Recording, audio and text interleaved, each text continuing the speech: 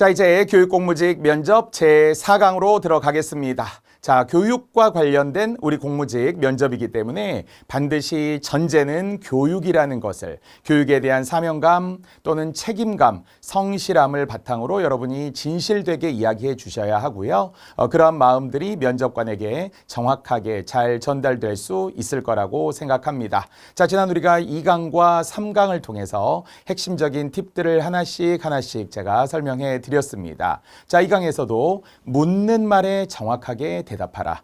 정말 엉뚱한 이야기 또는 장황한 이야기가 되지 않도록 정확한 Q&A가 묻는 말에 완벽한 그리고 있는 그대로 정확한 길이 적절한 길이와 양을 통해서 대답하시면 좋겠고요. 또 3강에서 설명했던 것 여유 있는 태도를 일관되게 유지하라 그렇게 했죠. 그래서 항상 여유 있게 여러분의 마음의 어떤 초조함과 불안감이 드러나지 않도록 그렇게 일관성을 유지하면서 이야기하시면 좋겠죠. 자, 이제 우리 4강에서도 우리 압박 면접과 관련된 내용의 시작이기 때문에 제가 팁들을 한 문장으로 제가 정리를 이 4강을 위해서 설명해 드린다면 역시 준비하면 당황하지 않는다는 거죠. 준비하면 당황하지 않는다. 항상 우리가 그 당황이라고 하는 것은 뭔가 경험의 부족 또는 실력의 부족 이런 데서 비롯되는 거잖아요. 하지만 철저하게 준비하면 어떤 질문에도 대답할 수 있는 상황이 이루어져야 하고요. 또 그렇기 위해서 준비가 철저해야 되겠죠. 준비하면 두렵지 않습니다. 보통 우리는 당황하면 IQ 50이다 이렇게 교육학자들이 이야기하거든요. 당황하면 IQ 50. 그러니까 IQ 절반으로 줄어든다는 거예요. 평균적으로 보았을 때 무엇을 묻는지 갑자기 머리가 하얘졌다. 정말 멘붕이 왔다. 내가 어떤 대답을 했는지 모르겠다. 이런 게 생기거든요. 그래서 아까 앞에서 3강에서 이어졌던 것처럼 철저한 준비, 여유 있는 자세, 일관된 태도 그리고 정말 여러분이 질문에 대해서 어떤 경우가 나오더라도 일종의 받아쳐야 되잖아요. 보통 이제 방송사고라고 하는 게 있죠. 라디오나 텔레비전에서 5초 정도의 묵음, 5초의 침묵이 있으면 그것을 방송사고라고 하거든요. 그러니까 뭔가 질문을 했는데 하는 순간 5초가 금방 지나가죠. 이제 그러면 이제 면접관들이 알겠어요. 다음 하면 벌써 이미 점수가 깎이는 거죠. 이제 그때부터 심리적으로 정말 위축되기 시작하고요. 우리 두뇌에 있는 이 뇌가 정말 쪼그라든다 이런 표현 쓰거든요. 이제 그러면 이제 그 다음부터는 어떤 질문을 해도 대답하는 데 있어서 이제 주저하게 되고 그러면서 당황의 끝까지 이어지는 경우들이 있거든요. 그래서 여러분이 이 심리적인 부분에 좀 여유와 편안함은 분명 철저한 준비, 그만큼 많은 시간과 그 다음에 어떤 정형화된 정답, 유형화된 정답들을 많이 준비해 두시는 게 좋고 바로 우리 책에 300가지의 문제 그리고 300가지의 정답들이 이미 준비되어 있으므로 잘 숙지해 주시고 정확한 정답이 있다라는 우리 면접은 그냥 간단한 자기의 소개거나 자기의 막연한 가치관을 묻는 것이 아니라 교육 공무직으로서의 소신과 사전 정보들을 충분히 알고 암기하고 있어야 된다라고 이야기했습니다. 자, 그래서 우리가 앞에서부터 이야기했던 것처럼 각 교육에 대한 기본적 정의부터 언급해 드렸잖아요. 피교육자의 타고난 잠재 가능성을 개발하여 이상적 인간으로 승화시키고 발전시키는 것이 교육이라고 이야기했고요. 또 교육에 대한 각 교육청 슬로건들, 앞에서도 우리 서울시 교육청 이야기에서 현재 기준으로 보았을 때 안전한 학교, 든든한 동행 이렇게 이야기했죠. 경기도 교육청 슬로건도 있어요. 예를 들어 꿈꾸는 학교, 꿈 크는 학교 이렇게 약간 언어 유희적인 그만큼 학교 교육이라는 것을 다 바탕으로 하죠. 그러면 그 슬로건에 포함되어 있는 단어, 거듭 안전, 그 다음에 동행, 그 다음에 꿈을 결국 꾸는 거고요. 꿈을 꾸면 꿈이 커진다 이런 의미의 이제 슬로건이겠죠. 경기도 교육청도 뿐만 아니고요. 어디 경남 교육청도 제가 찾아보았더니 거기에도 아이 좋아 경남 교육 이렇게 이제 슬로건이 돼 있더군요. 그러니까 이런 다양한 시도 교육청 등을 여러분이 다 숙지하시고 여러분이 지원하는 데를 우선으로 공부하셔야 되겠지만 그것이 결국 학교, 아이, 교육, 꿈 이런 단어들이 포함되어 있으므로 여러분도 그 단어들을 아끼고 사랑하고 실제로 구사하여서 편하고 자연스럽게 나올 수 있어야 합니다. 자, 이번 시간 일종의 압박 면접과 관련된 내용, 돌발적인 상황들이 나올 수 있습니다. 이럴 때 어떻게 대비해야 하는지와 함께 또 면접의 공통 질문들로 이어가도록 할 겁니다. 자, 우리는 돌발적인 상황들, 분명 상황에서도 얼마든지 발생할 수 있습니다. 자, 그래서 그것을 미연에 방지한다 이런 말들 쓰잖아요. 그런 일들이 아직 일어나기 전에 그렇게 되지 않은 상태에서 준비해 놓는 건데요. 요즘에 이제 젊은 세대들에서 많이 쓰는 표현 중에 하나가 티키타카라는 말 있죠. 티키타카. 이 티키타카라고 하는 것은 원래 스페인어인데요. 탁구 칠 때 공이 오고 가고 우리는 보통 뭐라고 하죠? 핑퐁 핑퐁 따각따각 또각또각 이렇게 할 때 이제 공소리 나는 그 느낌이잖아요. 그게 바로 주고 받음에 관한 것이고요. 뭐 축구에서도 짧은 패스를 주고받고 이런 것들을 확대해서 티키타카라고 합니다. 면접은 이런 티키타카가 필요하다는 거예요. 정말 물었으면 물론 약간의 여유와 그리고 충분히 마음의 준비를 한 후 정확한 대답이 나와야 되지만 아까 이야기했던 것처럼 5초 또는 10초 동안의 침묵이 이루어지면 안 되므로 아무 말 대잔치는 아니지언정 묻는 말에 대해서 대답하기 위해서 입이 트여야 된다는 거죠. 그렇기 위해서는 가장 쉬운 것, 정말 우리 책 속에 있는 답안을 그냥 책 읽듯이 어렸을 때 우리 초등학교 때 국어책 읽듯이 쭉쭉쭉 그냥 답을 읽어보는 거예요. 뭐 정말 아무 신문이나 아무 어떤 책이나 그냥 들고 읽는 것도 좋아요. 뉴스 원고, 아나운서의 말을 0.5초 늦게 계속 따라하는 것도 좋다고 했어요.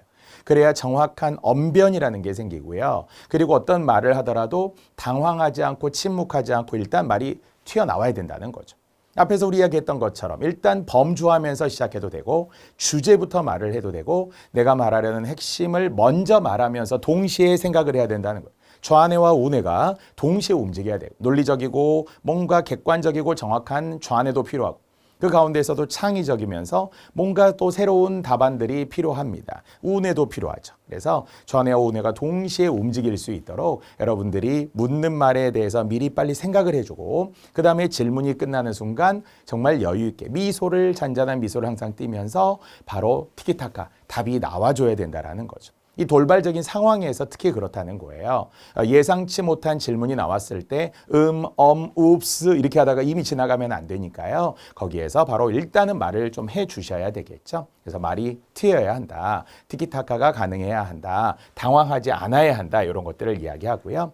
어쨌든 이제 위기를 넘길 수 있는 지혜로운 방안에 대해서 하나의 완벽한 답안. 면접관들이 생각하는 건 그런 거거든요. 저도 이제 질문들을 모의 면접 때 해보면 이분이 완벽한 답, 정확한 답을 하리라고 기대하지 않아요. 오히려 질문자가 더 전문가잖아요. 그래서 앞에서도 이야기한 것처럼 답변자가 뭐 이렇게 하면 반드시 해결될 수 있을 거라고 생각합니다. 이렇게 하면 모든 문제가 해결될 겁니다. 이렇게 지나치게 낙관적이거나 마치 엄청난 전문가처럼 말하는 걸 별로 안 좋아해요. 그래서 이렇게 하면은 뭐 해결의 출발점이 될 수 있을 거라든지 개선될 가능성이 있다. 이렇게 약간 유연하게 이야기를 해주시고 겸손하게 조심스럽게 이렇게 접근하는 것이 좋긴 한데요. 자, 다만 어쨌든 답변자에게 원하는 것은 그런 압박적인 상황에 어떻게 대처하느냐라는 태도와 가치관을 묻는 거예요. 왜냐하면 우리가 일을 하다 보면 정말 우리 멘탈이 흔들리는 정말 정신적으로 뭐 엄청나게 압박감이 오는 상황들이 많아요. 근데 이제 그럴 때 멘탈이 한순간에 무너지면 그것을 흔히 유리 멘탈이다. 쿠쿠다스 멘탈이다. 이렇게 표현들을 하거든요. 쉽게 부서지니까요. 그래서 그런 일이 되지 않기 위해서 정말 강철 같은 멘탈이 아주 뭔가 마음속에는 외유 내강적인 멘탈이 자리 잡고 있어야 된다는 거죠. 자, 그래서 이 사람이 어떻게 대처하는지 계속 그래도 미소를 띠면서 겸손한 태도로 배우겠다. 잘 모르지만 제가 이 아는 데까지 최대한 설명해 보겠다. 또 기회를 주시면 답변 한번 해보고 조금 다른 부분에 대한 답변을 해도 되겠습니까? 라는 그 태도를 묻는 거지 완벽한 정답, 전문가적인 정답을 원하지 않아요. 그래서 여러분이 거듭 당황하기보다는 정말 따뜻하게 대화를 나눈다라는 느낌으로 지나치게 경직되거나 지나치게 긴장되지 않는 가운데서 편하게 답변하고 온화한 미소를 띠기를 바라는 자세를 원하는 것이기도 합니다. 그러니까 압박 면접에 계속 당황하지 말고 또 거기에 불안해하지 말고 막 싸우려고 하지 말고 경직되지 않았으면 좋겠어요. 자, 그래서 아래 공식처럼 이야기를 하나 해놓았는데요. 자, 돌발 상황 시의 해결 방안이라고 했어요. 그래도 여전히 차분한 마음가짐으로 또 겸손한 언행으로 면접관을 배려하는 방식이 필요하더라라는 거예요. 저도 이제 예전에 EBS에서 처음 강의를 하던 때가 생각이 나는데요. EBS는 스튜디오도 굉장히 크고요. 1층도 있고 막 2층도 있고요. 천장도 엄청 높고요. 카메라가 온통 좌우에 막 설치되어 있고 그래서 처음 강의를 준비할 때 저 역시도 좀 긴장되고 떨리기도 했거든요. 그래서 다른 선생님들 강의도 막 NG도 엄청 많이 나고요. 그래서 막 다시 그날 촬영을 못 하신 분도 있어. 너무 많이 떨어서 이건 안 되겠다. 그냥 다시 돌아가시라고. 집에 가셔서 더 준비해서 오라고 그래서 아예 펑크가 난 적이 있어요. 근데 저는 정말 그때 NG 없이 정말 PD분이 깜짝 놀랄 정도로 제가 촬영을 잘했던 기억이 나는데 저도 떨렸지만 속으로 제가 계속 다짐을 한 게 있어요. 아니 내가 지금까지 강의를 하느라고 엄청나게 준비를 했고 예를 들어 20년 강의했다 그러면 저는 200년 강의했다라고 제 마음속으로 생각을 했거든요. 남들의 1년을 저는 10년처럼 준비를 했으니까. 그래서 그동안의 시간의 힘을 믿자. 나 자신을 믿자. 내가 강의를 이렇게 열심히 해왔는데 이렇게 진정성 있게 최선을 다해 열정을 다해 해왔는데 뭐 걱정될 게 뭐냐 두렵지 않다. 저도 계속 제 자신과 대화를 나누면서 준비를 했더니 확실히 정말 큐사인이 들어갔을 때 긴장이 좀 덜 하더라고요.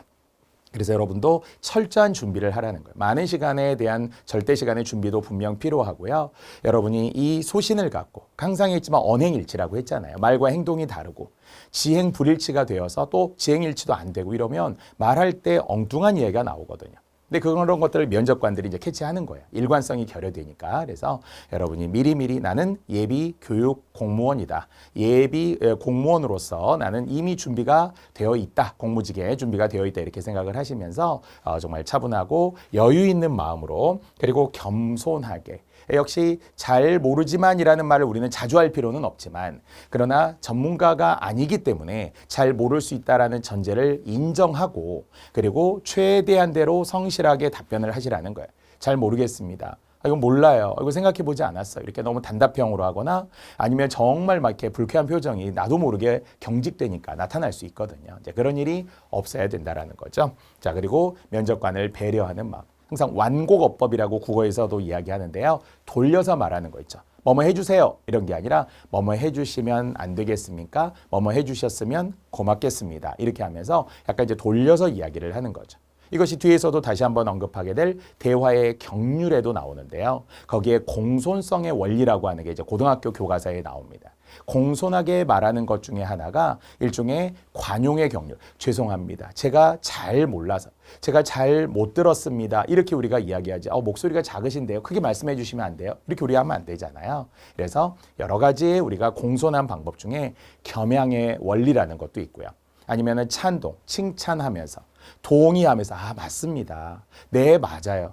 네, 그렇게 생각합니다. 이렇게 일단 막 동의하면서 이야기를 끄덕끄덕 해주면은 또 듣는 입장에서 굉장히 또 성실하구나, 내 이야기를 경청하는구나라는 느낌을 받을 수 있겠죠. 자, 이렇게 압박 질문, 당황하는 상황들을 미리미리 설정하고 당황해야 합니다. 당황하지 않을 수 있는 비결은 결국 당황해야 해요.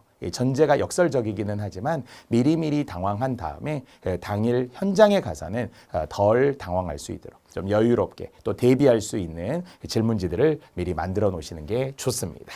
자, 이렇게 해서 우리는 다양한 압박 면접에 돌발적인 상황들이 충분히 나타날 수 있어요. 자, 처음에 사실 가장 위험한 게 소리가 잘 들리지 않는다는 거예요.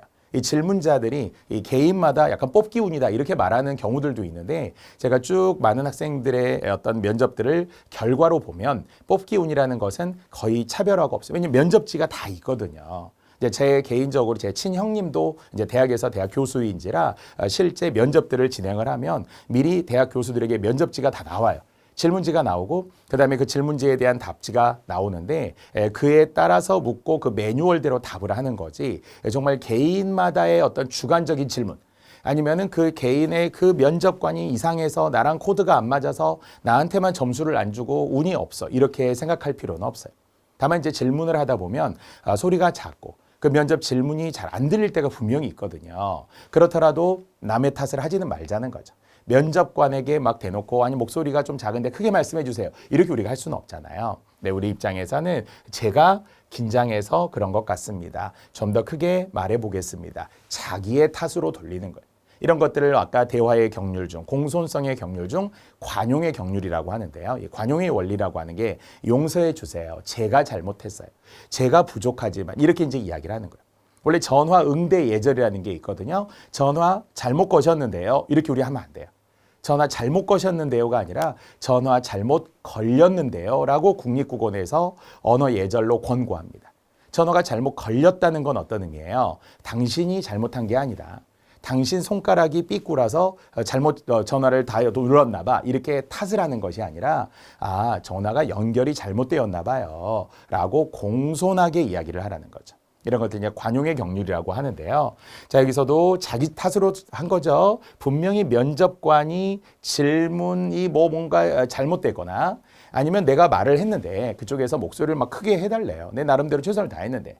그렇더라도 싸울 수는 없잖아요. 그래서 죄송합니다. 제가 좀 긴장을 해서 작게 이야기했나 봅니다. 지금부터 더 크게 답변하도록 하겠습니다. 라고 자신의 탓으로 돌려서 이야기하라는 거죠. 자, 역시 크게 말을 하라고 했더니 더 크게 말이 안 나오는데요. 이렇게 우리 할 수는 없잖아요. 누가 보아도 가치관의 문제라는, 태도의 문제라는 거예요. 그래서 항상 우리는 어떤 성실함이라고 하는 것이 그러한 말하는 것, 행동하는 것도 있지만 기본적인 마인드, 가치관이라는 게 애초에 정립이 되어 있어야만 그게 그대로 드러나게 되어 있거든요. 인적성 시험 등에서도 그런 일관성을 항상 강조하는 거니까요. 또 우리 면접할 때 보면 옆에서 막 외부적인 소리들이 나올 때가 있어요. 당황스러운 외적인 요소, 나의 개인적인 내적인 요소만이 아니라 외적인 요소가 분명히 있거든요. 그렇더라도 역시 자기의 탓으로 제가 긴장이 많이 되었는지 잘 들리지 않은 것 같습니다. 제가 잘못 들었습니다. 잘 듣지 못했습니다. 죄송합니다만 다시 한번 질문해 주시겠습니까? 이렇게. 다만 이게 잦으면 안 된다고 했어요. 그래서 경청이라고 하는 거. 항상 경청이라고 하는 게 기준이 뭐라고 했어요? 몸을 기울여 듣는 거죠. 기울 경자, 들을 청자이기 때문에 얼마나 몸이 앞으로 향해 가는지, 얼마나 정말 그 질문에 빨려 들어가는지, 눈을 잘 보면서 깊은 바다처럼 신뢰하면서 경청하느냐여야 하는데 딴 생각을 하고 정말 엉뚱한 답을 하고 동문서답을 하고 이렇게 해서는 안 되잖아요. 자, 역시 네 이런 이야기 자주 하시는 분들이 젊은 세대들은 되게 많아요. 네, 저요? 이런 거 있죠. 면접장에 자기 혼자밖에 없잖아요. 3대1 면접을 예로 들면. 네, 저요? 네, 저는요. 저는 이렇게 자꾸 저라고 하는 것을 의도적으로 많이 이야기해서도 안 되고요. 제 생각에는 이런 것도 다 사족이에요. 사족. 우리가 앞에서도 이런 군더더기 말, 일종의 잡소리 이런 거 없애야 된다고 했잖아요. 이유는 어차피 본인이 주인공이고요. 본인에게 하는 이야기입니다. 그러니까 네, 저요? 이런 말은 사실 아무 의미가 없는 거죠. 자, 이렇게. 또 뭐 돌발적인 상황들이 충분히 나올 수 있고요. 또 뭐 어느 정도의 뭐 소리에서의 약간 가래가 있는 듯 이런 느낌이 있으면 헛기침을 작게 한 후 죄송합니다. 제가 긴장을 했는지 목소리가 잘 나오지 않았습니다. 답변하겠습니다. 이렇게 하면서 또 여유를 갖고 이야기하면 이 사람 참 준비가 잘 되어 있구나. 앞으로 역시 사회생활하는데 적응을 잘 하겠구나 라고 신뢰받을 수 있습니다. 자, 목소리 엄청 떨고 막 심지어는 울고 나오고 이러신 분들도 있어요. 너무 긴장을 해서 손에 막 엄청 땀 나고요. 그런 게 좀 준비가 안 돼 있다고 느끼는 거예요. 아까도 이야기했지만 면접은 면접장에 들어가서가 아니라 들어가기 전부터 제가 아까 주문을 걸었다고 했잖아요. 또 주문을 거는 가벼운 행동 중에 하나 이런 거 있어요. 볼펜 같은 거를 손에 쥐세요. 볼펜을 손에 쥐거나 아니면 정말 우리 허벅지 꼬집는다고 하죠. 그거 굉장히 도움이 돼요. 허벅지 보이지 않게 나 혼자 미리 꼬집어 놓는 거예요. 멍이 들더라도 신경이 분산되기 때문에 그래요. 우리가 이제 신경이 예민하면 어디 쪽으로 쏠려요? 얼굴 근육 쪽으로 쏠리죠. 긴장했을 때 제일 먼저 나타나는 게 뭐예요? 근육이 파르르 떨린단 말이죠. 입도 떨리고요. 알다시피 마그네슘 부족, 눈썹도 막 눈두덩이도 떨리고 막 이게 신경이 하나로 집중이 되어서 그래요. 이제 그 긴장을 좀 이완시켜주기 위해서 허벅지를 꼬집으면 그 신경이 다른 쪽으로 쏠려가거든요. 분산이 되기 때문에 그렇습니다. 그래서 보이지 않으나 볼펜 같은 거를 내 나름 미리 좀 힘을 주고 작은 돌멩이도 좋대요. 작은 돌멩이를 주머니에 가지고 가세요. 가지고 가서 대기하면서 호두 같은 거 있죠. 어른들 우리가 호두 같은 거 이렇게 손에다가 주물주물 하는 것도 굉장히 그거 좋은 거거든요. 그래서 여러분이 신경을 좀 분산시키고 집중하는 데 방해될 수 있는 외적 요소를 빨리 없애주세요. 그래서 심호흡 크게 하시고 목소리 떨리지 않아야죠.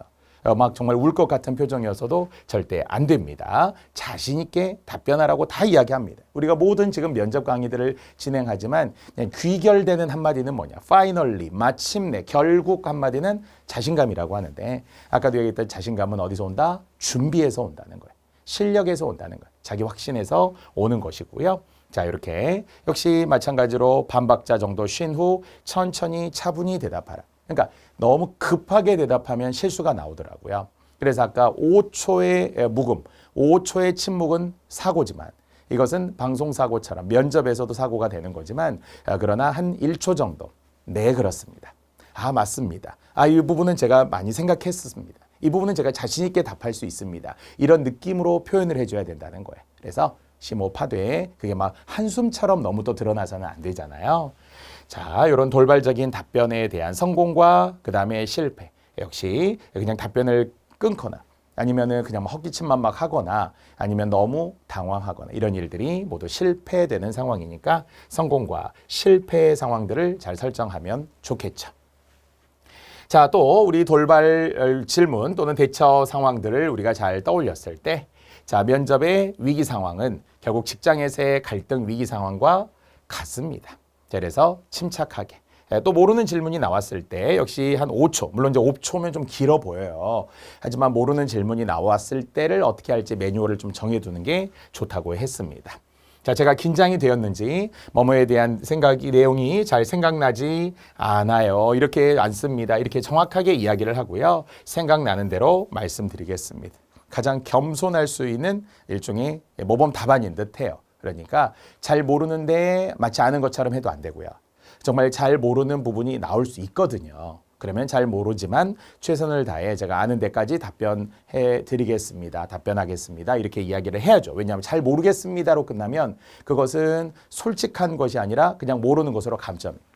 근데 모르지만 최선을 다해 답변을 하고 이 부족한 부분은 오늘 당장 집에 돌아가서 메우도록 하겠습니다. 꼭 제가 확인하도록 하겠습니다라는 미래지향적인 것까지도 원합니다. 아니 누구나 사실은 신입사원이라는 게 있는 것처럼 누구나 수습사원이라는 과정들을 처음에 겪는 것처럼 처음은 다 어렵죠. 근데 어려운 건데 그것을 비판하거나 비난하지는 않거든요. 다만 이제 어려운데 어떤 자세로 준비하느냐. 실제 다 처음에 우리가 뭐 야근이라고 하는 게 그냥 단순히 어떤 근무 외적인 시간, 뭐 수당을 떠나서라도 힘들게 내가 야근을 한다 이런 생각은 안 하죠. 부족하니까 하는 거예요. 필요하니까 하는 거예요. 그래서 그걸 자연스럽게 받아들이면서 배우는 기회. 우리가 제가 1강부터 강조했던 것처럼 합리적인 조직에 대한 신뢰를 하고 필요하니까 하는 거다. 그래서 내가 이렇게 잘 해두면 얻는 게 있을 거다. 그래서 또 다른 누군가에게 이 일할 수 있는 어떤 환경이나 상황에 대해서 잘 설명해 주겠다. 나도 그렇게 했으니까. 라고 해서 그 조직의 연속성이 좀 이어져 와야지. 너무 튀거나 아니면은 나는 못해요 라거나 어떤 새로움에 대한 어떤 옛날과는 세상이 바뀌어서 이런 걸 우리가 가르치려고 하거나 이러면 안 되잖아요. 그래서 그대로 연속성, 일관성을 유지할 수 있도록 하면 되고요. 또 있는 그대로 하되 그래도 뭔가 기회를 우리가 만들어야 된다는 거죠. 잘 모르지만 제가 아는 데까지 답변하겠습니다. 부족한 부분은 다음에 더 반드시 메워서 확실히 알도록 하겠습니다. 이렇게 하면 좋겠죠. 자, 또 지금 답변이 잘 떠오르지 않지만 생각나는 대로 말씀드리겠습니다. 이렇게 솔직하고 명료하게 답변할 거. 근데 이제 약간 잔인한 면접관은 그렇게 말하기도 해요. 됐어요. 잘 모르면 이야기하지 마세요. 이렇게 딱 자르는 경우가 생겨요. 이게 이제 일부러 그런 거거든요. 네, 그랬을 때 그냥 또 넘어가면 돼요. 또 자신 있는 답변이 나올 수 있다고 했어요. 앞에서도 얘기했지만 최대 한 5문제 정도, 우리가 5분을 기준으로 했을 때 5문제 정도 질문을 했는데 그중에 2문제를 답변 못해도 3문제 성실하게 답변하면 합격할 수 있는 기회가 분명히 열린다고 했잖아요. 다 답변을 하면 좋지만 완벽한 100점짜리 답변을 해서 막 웃으면서 룰루랄라 나온 제자분들은 많지 않아요. 뭔가 하나 정도가 어색하게 남을 수 있어요. 괜찮습니다. 그렇더라도 나머지 질문들에 대해서 잘 답변하시면 되는 거예요. 자, 이렇게 목소리가 작아지거나 또 자신감 있는 목소리를 잃지 않도록 유의할 것 이렇게 했고요. 자, 모른다고 너무 오래 생각의 시간을 가지려고 하거나 그러면 안 된다고 했어요. 자, 침묵이 길어져서는 안 된다. 또 모르면서 아는 체하거나 엉터리로 답변하는 것도 좋지 않다. 다만 묵묵부답은 최악이라는 거죠. 기회가 없으니까.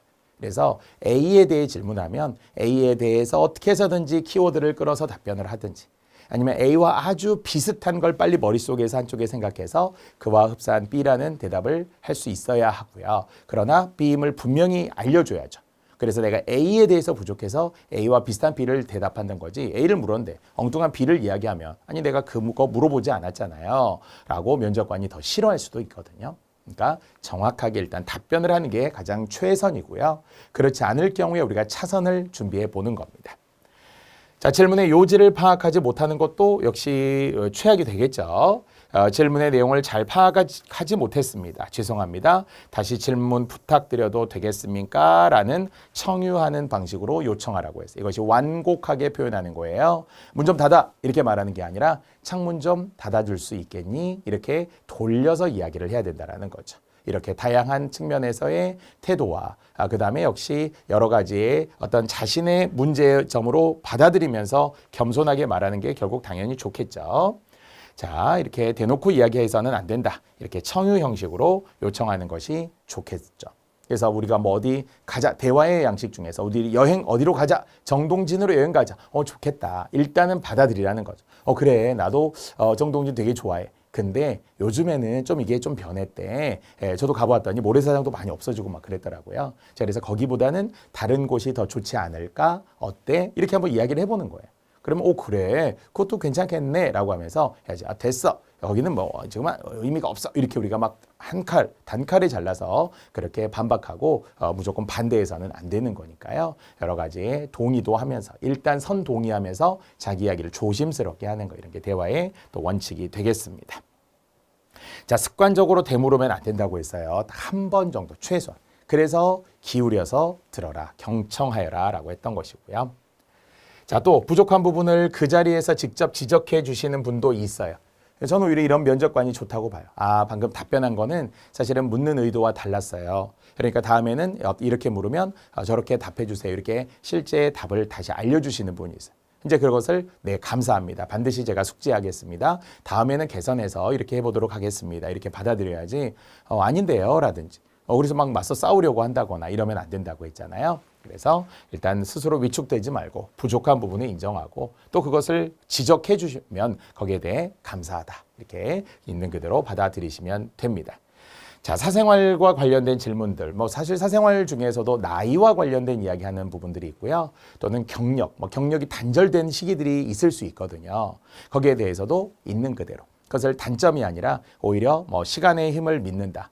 그리고 내가 경험을 많이 쌓았다. 사색하고 독서하는 시간들이 있었고 또 많은 인간관계를 통해서 내가 어떤 처신을 해야 되는지 처세에 대해서도 배울 수 있었다. 등등에 대하여 장점으로 변형해서 이야기를 해야지 실제 단점처럼 이야기해서는 안 되는 거고요.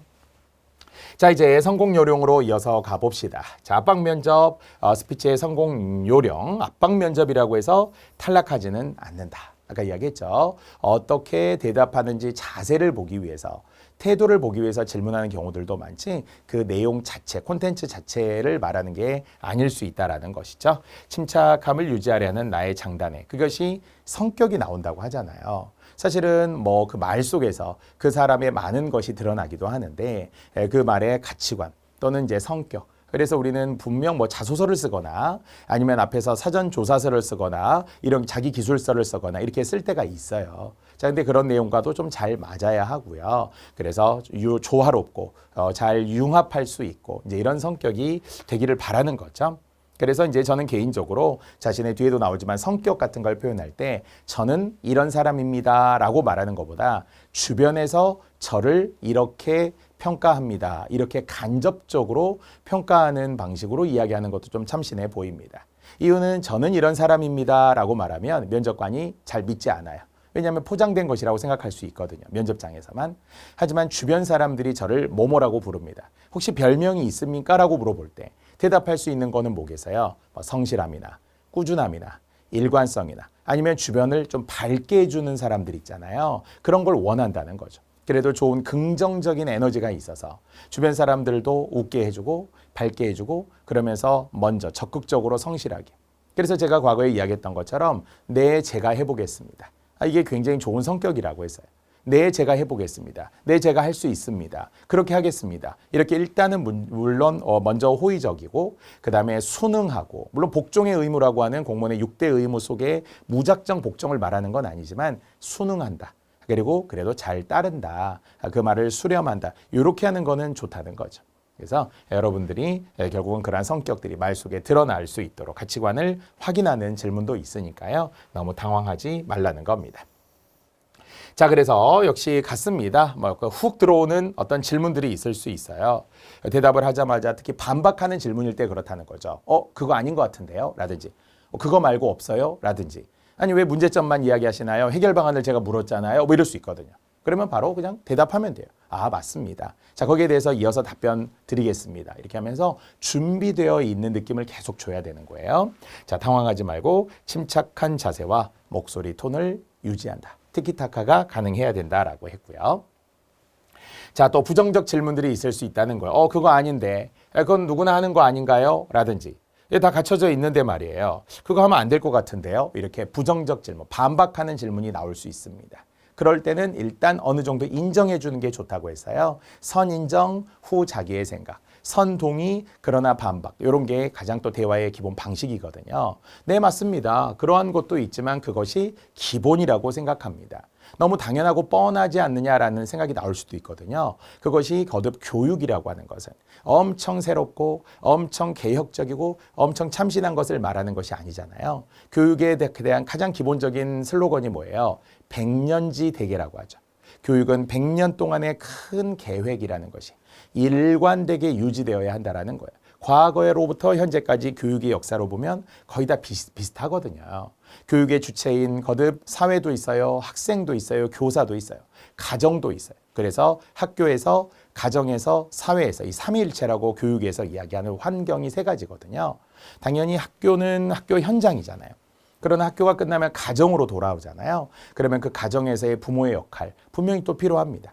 그리고 이 모든 것을 결국 위에서 잘 조절하고 그리고 좋은 교육 환경을 이끌어주는 건 사회여야죠. 그래서 많은 교육학자들도 이야기했던 것처럼 우리 사회에 문제아는 존재하지 않는다. 문제의 부모, 문제의 사회가 있을 뿐이다. 이런 말들을 하거든요. 문제아라는 것은 그 사회에서 씌운 일종의 색안경이거든요. 그래서 결국 좀 천천히 빠른 아이와 느린 아이가 있을 뿐 잘하고 못하고가 아니에요. 그 느린 것을 잘 일깨워주는 것이 속도를 잘 맞춰서 보살펴주는 것이 또 교육적인 노력이거든요. 자, 그래서 어쨌든 부정적 질문이 나왔을 때 우리는 대답을 해야죠. 그래서 맞습니다. 그런 측면들이 있습니다. 하지만 그래서 더 추가적으로 이렇게 자기 이야기를 해주기를 바라는 거지 또 그 부정적 질문에 대해 100% 수렴하기만 하면 안 되잖아. 그런 것 같네요. 다시 생각해 보니까 그 말씀이 맞는 것 같네요. 이렇게 하면 안 된다는 거예요. 그 말씀이 맞을 수 있어요.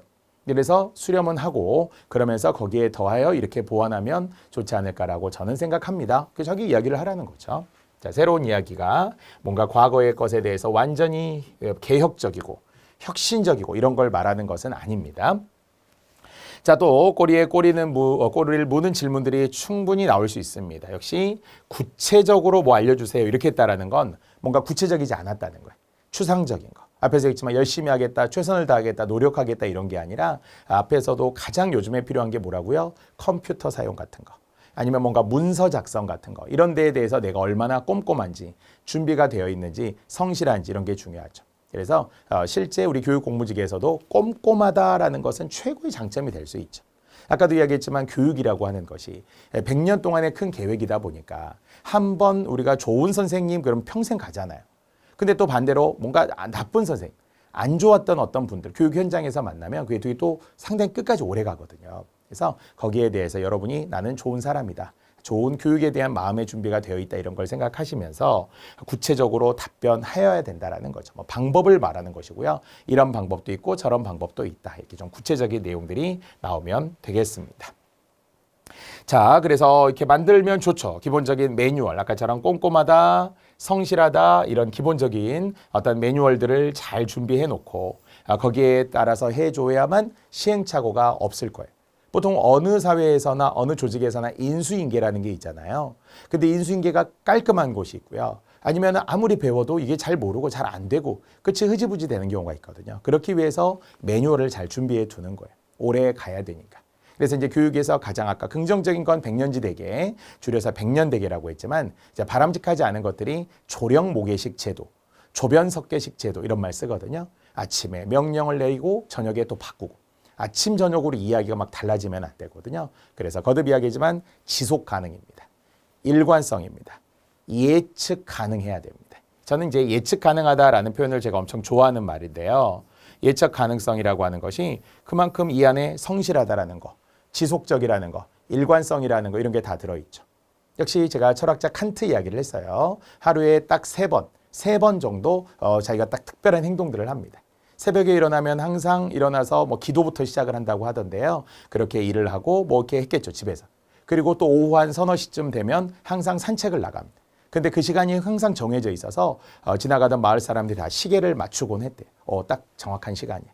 늘 그 자리에 한결같이 있어야 된다라는 거죠. 럭비공처럼 튀지 않기를 바라는 거라고 했잖아요. 그리고 항상 같은 시간에 잠자리에 들고. 이런 시간들이 시계처럼 생활을 하기 때문에 장수했고요. 또 많은 또 철학적인 결과물들을 글로써 남기기도 했어요. 자, 여러분도 예측 가능한 분들이셔야 합니다. 보수적인 학교 현장에서, 교육청 현장에서 이루어지는 일들이 많기 때문에 그렇죠. 자, 그래서 기본 매뉴얼을 꼼꼼하게 잘 준비하고 그 매뉴얼대로 행동하고 또 그렇게 내가 누군가에게도 알려줄 수 있다라는 마음이면 좋습니다. 자, 어떤 질문을 하더라도 대답하기 어려운 상황, 이것을 진퇴양난의 질문이라고 하는데요. 영어로는 흔히 딜레마라고 하죠. A도 어렵고 B도 어려운 거예요. A 할까 B 할까 나아갈 수도 없고 물러설 수도 없는 것을 진퇴양난, 진퇴유곡이라고 하는데요. 자, 이렇게 하더라도 이런 질문이 나오더라도 역시 어떤 답을 해도 답이라고 생각하고 정답이라는 건 아니지만 둘 다 어렵지만 우선순위를 정해주시는 것은 좋아요. 진퇴양난의 질문에 대해서는 우선순위를 정하라. 뒤에서도 제가 다시 한번 하겠지만 우선순위를 정한다라는 것은 답변할 때 제일 좋은 것, 먼저 뭐를 하고 다음에 뭐를 하겠다. 이게 뭔가 한다 안 한다 이렇게 선택의 문제는 아니라는 거죠. 어찌 보면은 둘 중에 하나에 대답하기 어려운 이유는 뭐겠어요? 둘 다 필요하기 때문에. 둘 다 필요한 건데 우리가 하나를 딱 단정적으로 선택하고 저는 A 해야 한다고 생각합니다. 이걸 원하는 게 아닐 수 있어요.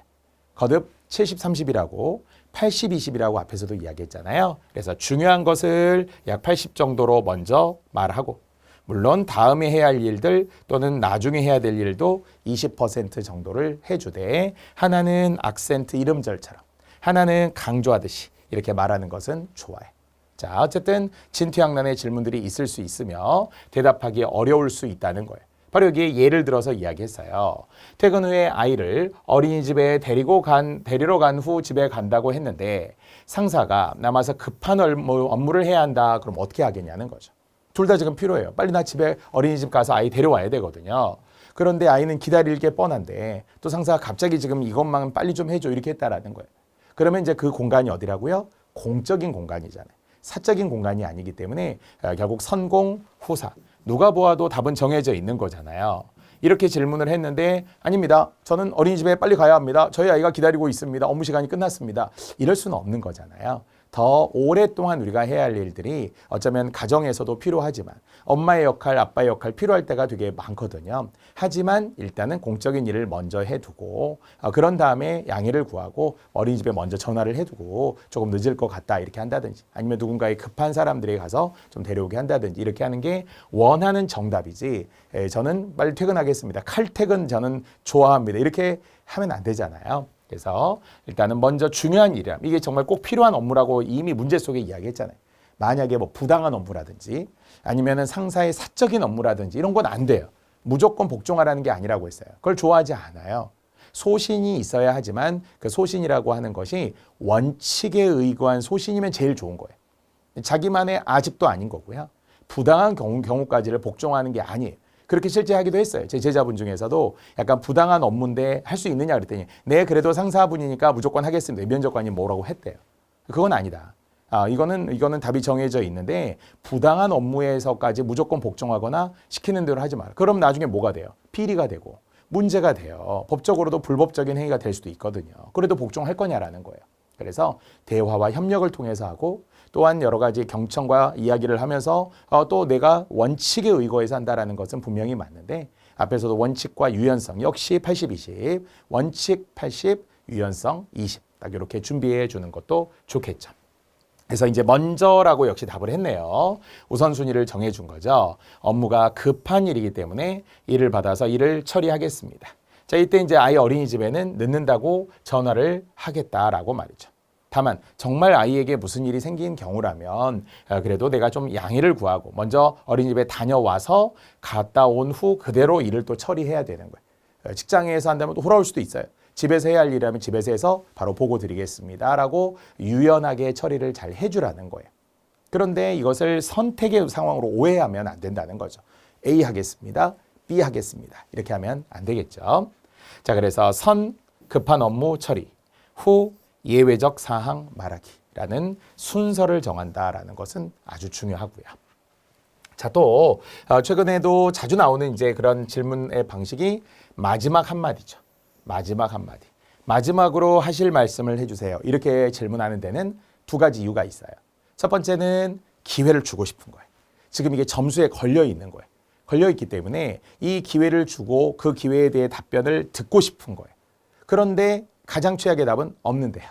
마지막으로 하면 없는데요. 최선을 다하겠습니다. 상투적인 답, 이거 다 안 좋은 거예요. 그래서 항상 마지막 멘트는 준비를 해나가야 됩니다. 완전히 각인할 수 있는, 우리가 각인이라고 이야기하는 거 있어요. 도장을 새긴다고 하는 거죠. 그러니까 마치 한두 마디의 말일 뿐이었지만 어쩌면 한두 단어였을 수도 있는데 면접관에게 좋은 인상을 줄 수 있어요. 가장 좋은 건 활용점정, 용의 눈동자에 점을 찍듯이 가장 중요한 부분을 마지막에 맞춰서 완성하는 거예요. 최악의 경우는 용두삼이에요.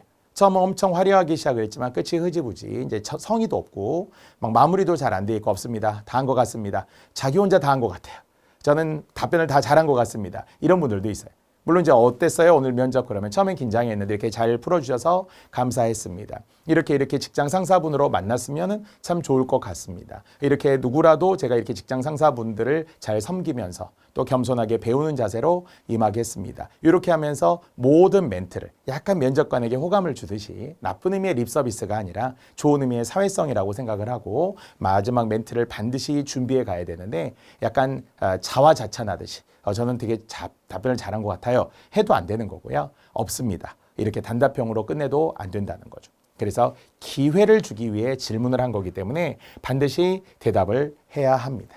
자, 두 번째는 그냥 약간 막연한 이야기일 수도 있어요. 진짜로. 거기에 너무 막 힘을 실어서 할 필요는 없지만 그러나 대답을 할 수 있는 시간을 주고 기회를 준다라면 그 기회를 적극적으로 활용하셔야 합니다. 그래서 그냥 정리하려는 단순한 질문일 수도 있지만 그래도 뭔가 더 알고 싶어요. 살짝 부족해요. 경계선에 놓여 있을 수 있다라는 거죠. 경계선에 놓여 있을 수 있다라는 것은 좀 위험한 거예요. 그래서 저도 많은 제자들이 마지막 답변을 한 번 더 할 수 있느냐 없느냐라고 다 물어보지는 않습니다만 질문한 제자들을 보면 대부분이 약간 경계에 있을 때가 많았어요. 그래서 여러분도 이게 정말 마지막 기회구나 생각하고 그 기회를 잘 잡아서 성실하게 답변해 주세요. 이것이 일종의 한 번 더 구제해 주고 싶다. 도와주고 싶다. 이 사람 내가 뽑고 싶은데 뭔가 좀 애매하다. 그래서 그 이야기에 대해서 답변을 하고요. 그것이 최악의 경우는 없습니다. 수고하셨습니다. 수고하셨습니다. 절대 안 된다고 했어요. 다시 수고라는 말은 윗사람이 아랫사람에게 격려하는 차원에서 하는 말. 수고 많았다. 이렇게는 할 수 있어요. 근데 아랫사람이 윗사람에게 수고하셨어요. 수고하세요. 이런 건 절대 안 된다고 했어요. 실제 국어시험에도 나와요. 면접관님 수고하셨습니다. 라는 건 절대 안 되는 답변이라는 거죠. 그래서 고맙습니다. 목례 정도 이야기하고 퇴장하고 돌아오는 그 순간까지 의자 소리 나지 않게 발 끄는 소리 나지 않게 문 닫을 때 꽝 닫지 않도록 이런 것까지가 다 면접의 일환이라고 아주 세밀하게 보아야 한다고 했습니다. 자, 그래서 어떤 경우에도 대비해서 간결한 멘트 한 문장 준비하라고 했습니다. 이게 면접 준비가 뭐 그냥 시험 보는 것보다 공부하는 것보다 더 어렵다 이런 분이 많거든요. 확실한 답이 정해진 건 아닌데 뭔가 이것저것 다 대비해야 되기 때문에 그렇습니다. 그러나 마지막 한마디는 가장 또 중요한 마무리잖아요. 그래서 이야기했던 것처럼 오늘 이 면접에 기회를 주셔서 감사합니다. 물론 이제 뒤에 보니까 그게 별로 안 좋은 답처럼 보이긴 했지만 대부분 그렇게 말을 많이 합니다. 제 이야기를 잘 들어주셔서 감사하고 이런 자리에서 제가 또 다른 사회 경험들을 해보았고 이 경험들을 통해 앞으로 더욱더 성장하고 발전하고 할 수 있는 기회가 되는 것 같아서 감사드립니다. 감사의 표시를 해야 되잖아요. 그러면서 우리 5대 평정표, 아까 미래의 가능성, 발전 가능성이라는 게 분명히 있어야 된다고 했으니까 앞으로 어떤 사람이 되겠다. 앞으로 어떻게 준비해서 더 오늘 보완해서 앞으로 더 사회생활하는데 어떻게 부족함이 없도록 열심히 하겠다. 이렇게 이야기를 겸손하게 하시는 게 좋겠죠. 자, 이런 정도의 이야기가 마지막 한마디가 되겠습니다. 자, 식상한 멘트가 분명히 있긴 있어요. 원래는 이렇게 예전에 엄청 준비 많이 했었거든요. 예전에 우선 저에게 면접의 기회를 주신 것을 감사드립니다. 저를 뽑아주신다면 열심히 최선을 다해 일하겠습니다. 물론 이제 식상하다라고 하는데 그래도 요 정도의 내용들은 최소한 요 느낌으로는 준비해달라는 것이고요. 자, 물론 이제 어떤 명언 같은 것을 예전에 쓰기도 했어요. 군자는 행동으로 말하고 소인은 혀로 말한다고 했습니다. 저는 행동으로 직접 보여드리겠습니다. 이렇게 이야기는 했는데 이것이 너무 어떤 어록 같은 것이 좀 식상한 거 아니냐. 그래서 예전에는 좌우명 아니면은 정말 자신만의 어떤 한자성어 이런 것들을 다 준비하기도 했었는데요. 그게 상황에 잘 어울려야 한다라는 것이죠. 그래서 가능하면 좀 짧은 말, 너무 어떤 어려운 어록을 활용하고 현란하게 이야기하는 것 또한 이게 너무 좀 인위적이다 이런 느낌이 든다는 거죠. 그래서 아까 이야기했지만 이 현장 안에서 있는 상황을 좀 이야기해 주시면 좋아요. 오늘 이 면접관 분들께서 정말 저에게 가족처럼 아니면은 정말 제 상사분처럼 따뜻하게 잘 대해 주셔서 정말 긴장하지 않고 답변할 수 있었다. 그래서 제가 부족함을 또 새삼 이 자리에서 느꼈으니까 더 철저히 준비해서 다음에는 조금 더 필요한 인재가 아까도 말했지만 예측 가능한 사람 아니면 일관성이 있는 사람. 왜냐하면 면접관들이 좋아하는 오늘 용어들을 썼을 수 있어요. 그 현장 안에서. 그래서 그 현장 안에서 일어났던 상황들을 정리하고 앞으로 비전을 보여주는 것이 더 중요해 보이고요. 단순 암기한 문장, 이 상황과 전혀 어울리지 않은 암기한 문장은 좋지 않다라고 본 거죠. 자, 또 다시 한번 말씀드리지만 이렇게 시작하는 것도 별로 안 좋다는 거예요. 이것은 아까 앞에서 내가 말했잖아. 또 내가 말하는데 그걸 또 물어보니? 이렇게. 왜냐하면 비슷한 질문을 면접관들이 2번, 3번 질문할 때가 있어요. 그러면 자기도 모르는 사이에 이거 아까 답변 드렸는데요. 아까 똑같은 이야기 했는데 이런 식으로 말하면 안 좋다라는 거예요. 똑같은 질문이더라도 성실하게 답변하고 조금 새로운 방향으로 답변을 해주면 좋겠죠. 즉시 자기 자랑하듯이 장점 크게 기여하도록 잘할 자신이 있고 자뻑이네 자뻑. 자기 혼자서 완전히 막 뻑 가서 혼자 막 오버하는 거예요. 그렇게 해서 안 된다고 했습니다. 겸손이라는 게 들어가야 한다라고 했어요. 너무 막 강조하면서 자랑하듯이 뭐든지 과유불급. 역시 지나치면 미치지 못함과 같습니다. 자, 앞에서 이야기했던 것처럼 수고하셨습니다. 이런 거 안 된다고 했어요. 수고라는 것은 윗사람이 아랫사람에게만. 그래서 그냥 고맙습니다. 역시 인사 정도 하는 게 제일 좋습니다. 역시 마지막 한마디에서도 없습니다. 다 했습니다. 최선을 다했다고 생각합니다. 이런 거 절대 안 된다고 했어요. 자, 이런 것들을 우리는 모두 포함하여서 압박 질문, 이 돌발적인 질문에 대해서 어떻게 대비할 것인가 하는 자세가 포함되어 있었습니다. 자, 이 내용까지 우리는 마지막 한마디 잘 꺼내야 된다라는 거죠. 진심을 담은 입사 의지를 간결하게 말한다. 강조의 기회로 삼아야 하고요. 또 혹시라도 이제 앞에 놓쳤던 부분들이 있으면 한 번 더 이야기해도 돼요. 자, 마지막으로 할 얘기가 없습니다. 아까 긴장해서 제가 답변을 못했던 부분이 있는데 혹시 그 부분에 대해서 다시 한번 제가 답변해도 되겠습니까? 기회를 주시면 감사하겠습니다. 그러면 아까 놓쳤던 부분들, 그 이야기를 해도 돼요. 그리고서 이제 마무리까지 포함하게 되면서 이 사람이 알고 있었구나. 아까 알고 있었는데 긴장해서 지금 답을 제대로 못했구나. 그러면 그게 다시 플러스가 될 수도 있어요. 그래서 무조건 플러스가 되기 위한 마지막 한마디 적극 활용하라는 이야기군요. 자, 이런 내용들을 포함해서 우리는 역시 성공 가이드로 지금 이 시간 마무리하겠습니다. 자, 이번 시간 4강이었고요. 자, 4강의 시작도 강조했습니다. 당황하면 안 된다. 준비가 철저하면 절대 당황하지 않습니다. 준비라는 것은 시간의 준비, 마음의 준비, 아니면은 때로는 압박 면접의 상황들을 미리 여러분이 시뮬레이션으로 모의 실험을 통해서 준비를 해 놓은 후 거듭 편안하고 온화하게 티키타카 답변이 주고받고 할 수 있도록 대화하는 방식으로 정말 배려하는 마음의 면접이 되었으면 좋겠습니다. 자, 정말 면접은 최후 관문이기 때문에 제가 이제 한 이야기 또 하고 아니면 계속 세뇌를 시킬 수 있어요. 반복해서 이야기할 수 있어요. 왜? 그것이 정답이기 때문에 그렇습니다. 그래서 여러분이 기꺼이 세뇌 당하시고 기꺼이 표현하세요. 입 안에서 머릿속에서 맴돈다고 면접이 아니라 반드시 입으로 말을 해야 면접이 되는 거니까 어떤 상황에서도 주고받고 말할 수 있도록. 거기에 대해서 저 전문적인 지식들, 그래서 어떤 기초 소양부터 시작하여서 여러분이 거듭 교육 공무직으로서 그리고 우리 공무원으로서의 전문적인 지식과 소양들을 잘 갖추면서 이게 내적, 외적으로 잘 만들어지는 멋진 분들이 되시기를 또 기원해 봅니다. 자, 4강은 여기까지고요. 잠시 후에는 이제 면접의 공통 질문 5강으로 들어가도록 하겠습니다.